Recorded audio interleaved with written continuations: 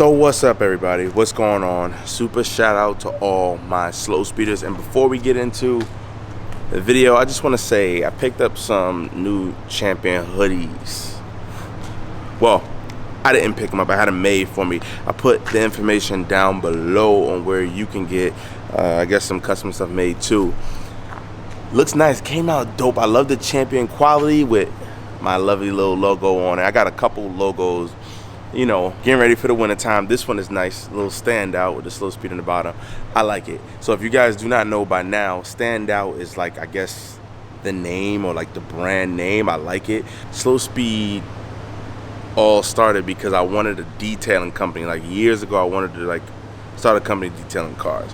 Obviously that didn't work out for me the most, but that's where I came up with slow speed. I was before like YouTube, before anything, and I just kind of ran with it all. I just started with a little slow speed sticker on the side of my 5 Series, and then I don't know, just ran with it. I actually made shirts, and hoodies, actually like a whole design. It was slow speed, stay clean and stand out. That was like gonna be the thing. Now I did wash a couple cars and stuff like that, and yeah, it just worked. It just wasn't for me, you know. That's where standout came from. That's where slow speed came from. I don't know how the hell I came up with slow speed though. I don't fucking know. I get that question like a lot. I have no clue. All I know is that's where I gotta stand out. So it turned from like a detailing thing to like the whole, I guess, motto of my channel. We obviously stand out. Painted my car green, put a big boost turbo on it. You know, I just did what other people didn't, and I stood out. And hopefully you guys enjoyed that content. That chapter of this channel is gone, and I am in the middle of searching for a new car. Stay tuned. We still have some more content of the 435 coming, but it's going back to stock, guys. All right, so if I have not said it already, super shout out to all my slow speeders. If you guys have not subscribed, definitely go down below, hit the subscribe button, like the video, and remember, leave a comment. Emojis count too. Let me back up because Shorty gonna make this U-turn. Oh man, I don't know, man. I don't know if she really had control over that car over there, because I mean, the wall was right here. I'm right here. She almost hit me, which means she almost hit the wall. But that's not why we're here. We're here because I gotta show you guys, I gotta share with you guys this radio. Now we're gonna talk about the pros and the cons of this radio install, or a couple weird things that I found out while installing this radio in the first place. But I'm gonna start this by saying, if you guys have a single DIN car and you guys want a screen, this is the perfect solution for you. Now they offer some kits out there will convert your car to a double DIN. I've seen a lot of cars with it. However, this doesn't require you to spend more money in buying the kit, and it doesn't require you to do as much retrofitting as, you know, changing parts around. If you guys like stuff where the way it is. Now I will say, the screen's a little big and does get in the way of controls, so you pretty much got to figure out what you prefer better. You can adjust it, but well, here we go. First, I'm gonna give you guys a look walk around of the Honda. Look at that thing. It just looks so nice, and just there, you know. Got a little ding, got a little bird shit, but that's nothing. You can see I got tons of junk. I gotta clean this out before I leave. I don't want it to turn into the BMW. AX8000. Now I don't know if this is the newest version out. I got this used from eBay. I paid $300 for it. Came without the mic and the remote. I need to order a mic. I don't care about the remote. And you guys can see this is the screen right here. And I'll show you guys one of the greatest things about this setup. 8.95 inch screen, which I think is too big for the car. Single DIN, obviously. 55 watts max power. It's probably 17 RMS, I'm not gonna lie to you guys. Extra bass, I think I should still run an amp, and 3 pre-5 volts, which means that there are 3 5-volt preamp, I guess, AV connectors. Apple CarPlay, made for iPhone, Bluetooth, Android Audio, and satellite XM ready.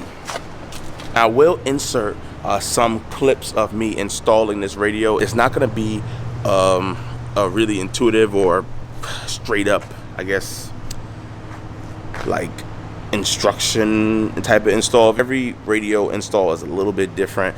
This car had already had a custom radio, so I had to deal with the wiring harness already chopped and screwed, as opposed to you might have a stock radio and won't have to go through that stuff. Check out the hoodie.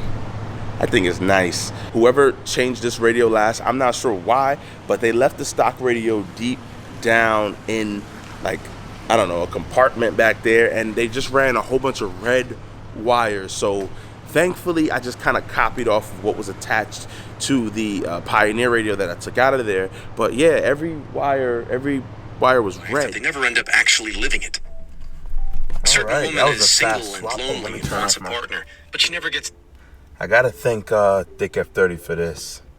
This little audio book I'm reading, Art of Not Giving a Fuck. Thanks, man. You can see right here, it's a single din, and on these cars, there's no room for a double din. So I in turn bought this thingamajig, which this is the big giant screen, which is a lot bigger than I thought it was. And you see that adapter? So you actually go ahead and push that on. Boom. Right, so now I'm not gonna put it on all the way because I gotta show you guys there's a bunch of settings here. So if you look right here, there's a bunch of screws or settings. You can adjust it, how high you want it, how far in you want it, what angle you want it. I've figured out mine. I'm gonna go ahead and plug it in now.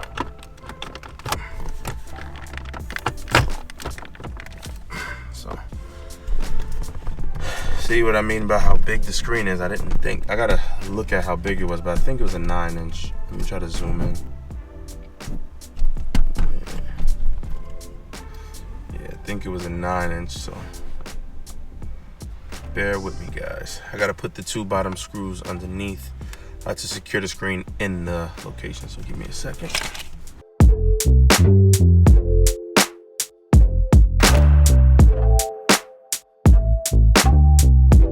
So that's in there. Garbage man's here. Let me go get the garbage real quick, because I definitely forgot to do that. All right. So, it's gonna be first fire up. I don't know if you guys can see it, but we're gonna try Apple CarPlay on here too. So, this looks like it's the USB for it, which plugs in right behind the screen. So let me fire it up, let's see what we got. I hooked up Bluetooth already to this, so it should be good.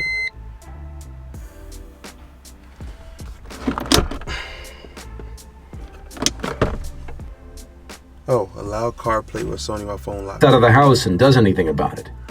A certain man works his ass off and believes he deserves a okay, let's back up.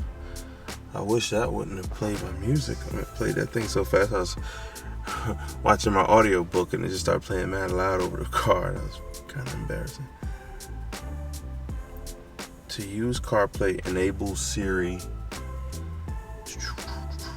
Oh, I gotta turn Siri off. It's for my personal, what do you call that?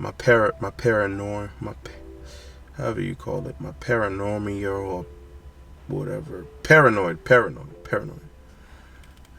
So, yeah, enable Siri. Boom, there we go, guys. Not now. Enable side button for Siri. So I want to just turn it off.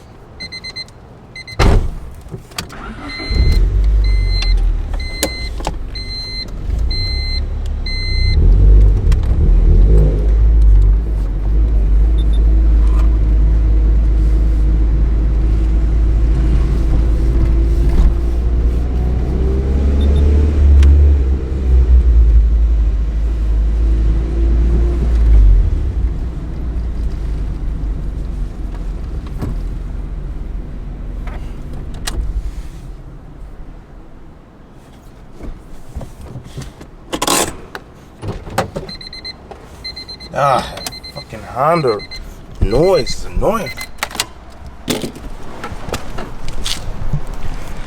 Yeah, so hell of a lot better lighting conditions. Please excuse me for being all the way over there in the sun. Hopefully this video came out pretty good in the beginning because, well, I'm not doing it again.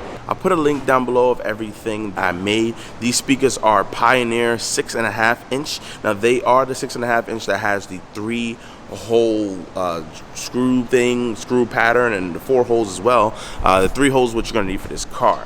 I did research and found out that a lot of people who want to put a speaker setup in this car or audio system find that they have to drill and modify certain parts of the speaker. I did not want to do that. Now I'm not sure how high quality these Pioneers are, and I've cranked it up. They're not the greatest under the head unit power with bass, and obviously I wouldn't expect that.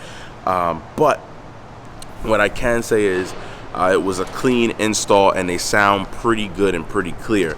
I'm going to go ahead and amplify these speakers and get a subwoofer later on in my life, but for now I think it will do. If you get the head unit used for about $500, you can go ahead and have a pretty decent sound system for your car, and it's pretty new. Now, if you're going to amplify everything and further increase the quality and I guess loudness, you'd probably need to run your own wires from the speakers to the amp or the head unit. I found that the wires are not really sufficient enough, and they've been sitting in the car for over 20 years. I can't imagine them really, you know, capable of pumping out some serious power. You look right here, I mean, that's pretty much it. Like I said, I like this head unit for everything that it comes with. You got the Apple CarPlay, you have all of that stuff. Hold on, let me zoom and focus in. You have Apple CarPlay and all of that stuff for a pretty good price. It's really big, which gives you a lot of screen. However, the screen quality is not all the way there with this car. You get the touch buttons down below, your standby, volume. I don't know what this one does. Oh, monitor off, it says. And obviously a bunch of different buttons on this side that I probably won't ever use. This is the USB I was telling you about. It connects right down into the iPhone. And oh my god, I gotta clean this car up.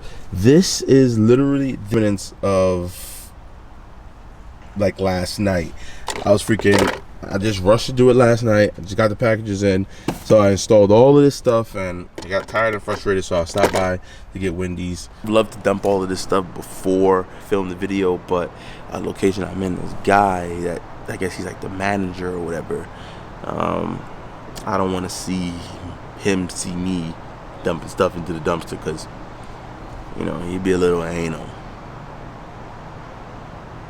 Yeah, he'd be a little anal. But he hasn't bothered me today, so I'm good with that. Shout out to you if you watch these videos. Don't kick me out.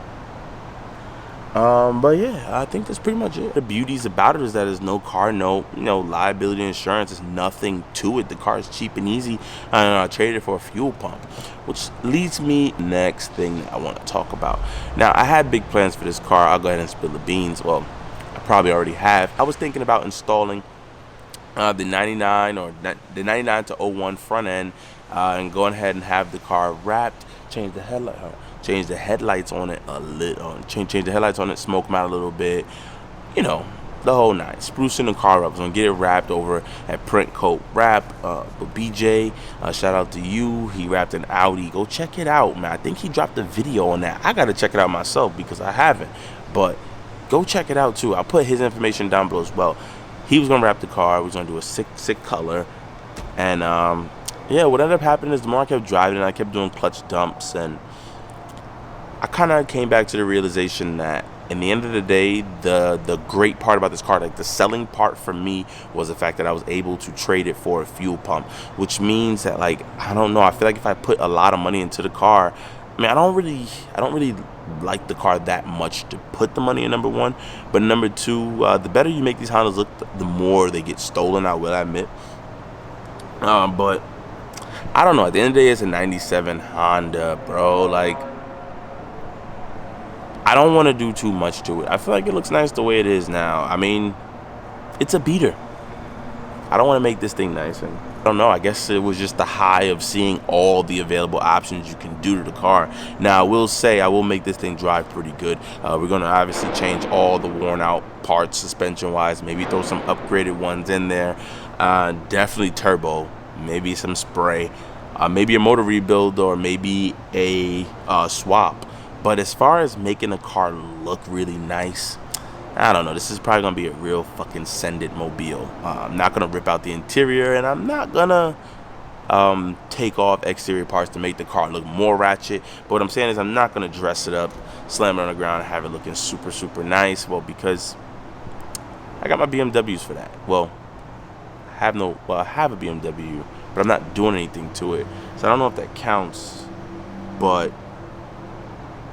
I will get a new BMW soon. So the new BMW build, I have a lot more money over for that, and a lot of other money to take care of other things in my life. But yeah, that's pretty much the end of this. I don't want to disappoint any of you Honda guys that came to the channel, all 2 of you. But in the end, I'm just gonna send it with this car, bro. Send it. Put a little spray, little turbski on it.